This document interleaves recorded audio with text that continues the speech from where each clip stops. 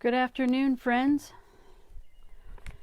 I welcome you to our mini hike for today, Wednesday, May 27th.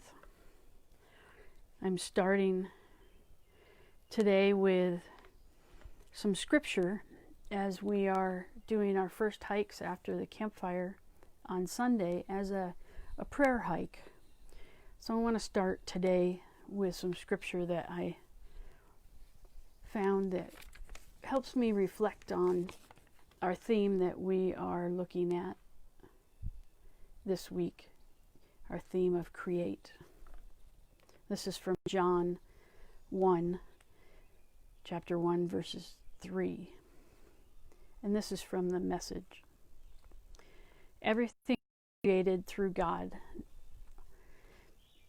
Nothing, not one thing, came into being without God. What came into existence was life, and the life was light to live by. The life light blazed out of the darkness, and the darkness couldn't put it out. When we think of summer camp, we think of places where, camp revolves around creating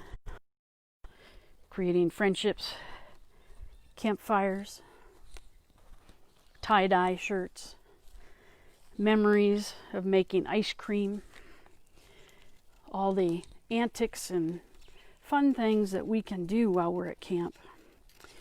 I'm here on the West Shore where I've started and finished some of the hikes. I was just sitting over in the gazebo there. I make my way down this path as we talk about some of the history of Sky Lake relating to the West Shore and the vision that created youth camping ministries. In 1950 was the year in which the dedication of the property by Bishop Corson. He presided over the service of dedication for Sky Lake in May. Same year, a gift was given in memory of Charles McCowan. And this was set as a moment for the former Wyoming Conference and members of those who loved Sky Lake to signal the beginning of a new era of youth ministry with the construction of this West Shore camp. As I walk down this center path that divides on my right, your right in the video, this is some of the cabins. In this case, you see A5 closest to us with 4, 3, 2, and 1 as you go farther in the path. And then to the left of this center path are the B cabins. So if you've been a camper here or staff here, you might recognize some of those. And it's right in the midst of the woods. And this path goes down to a lodge that was dedicated in Charles McCowan's memory. There's some of the cabins over there. This first, some of you might remember it as a staff cabin. But this is our program lodge, which inside it has our craft room and serves as program space. It's one of the first spots we come on a rainy day for some activities. But it's also a great place to be, to create some of those memories I talked about. Some of the side paths, one leading over to a area where you can sit and do your cookout, your camp out, leading back to the cabins. And that leads up to the paths that go up towards the A and 2. But this is a cabin. This is the lodge where you enter in.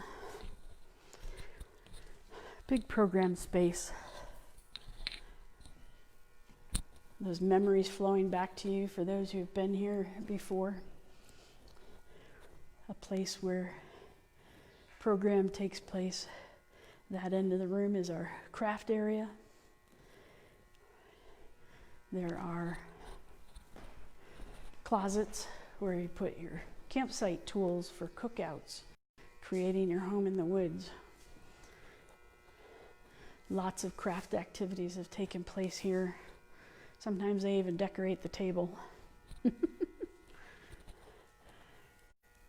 this is a space where we've many a talent show with your talents of all kinds presented to the group on the stage. It's one of those things where, any talent can be a part of it, from singing a song, acting out a skit. We also have a nature center over here in the corner where our friend John Andrews has come at times in the year, a certain time in the spring, and he starts the nature center.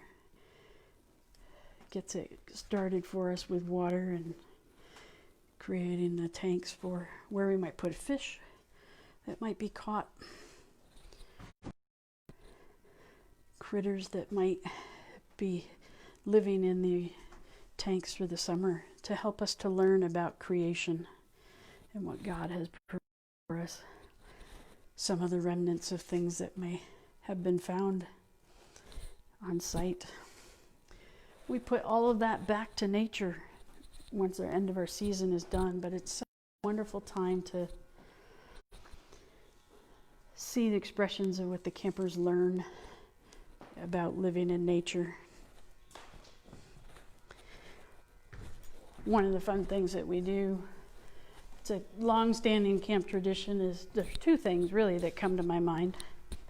And as I'm walking over it, I see three things. I'm going to turn. Any of you ever played Foursquare? Here's the long-standing outline of the game. You start as the king, and you have three opponents. 1, 2, 3, and you serve the ball into the square so that it bounces in the square, and the opponents must tap it back to the square, trying to get it to land within the larger, and to potentially maybe have somebody miss. But your goal is to perhaps end up being the king or queen as long as you can. Often a fun game. More recent generations of camping might remember we also have what we call 9 square.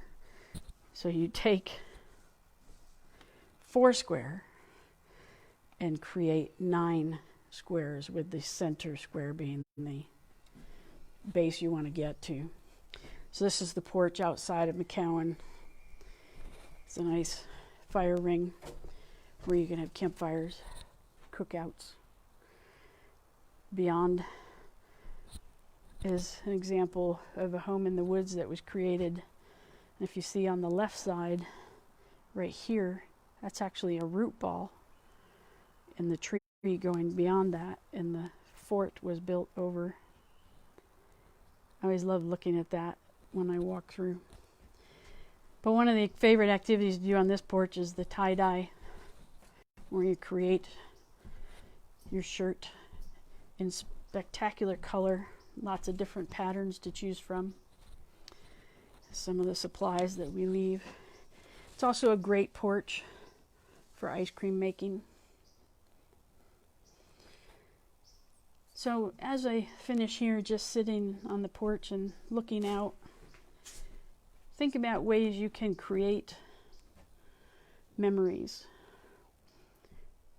create relationships, bonds with friends, old friends and new friends. Ways that you can show kindness.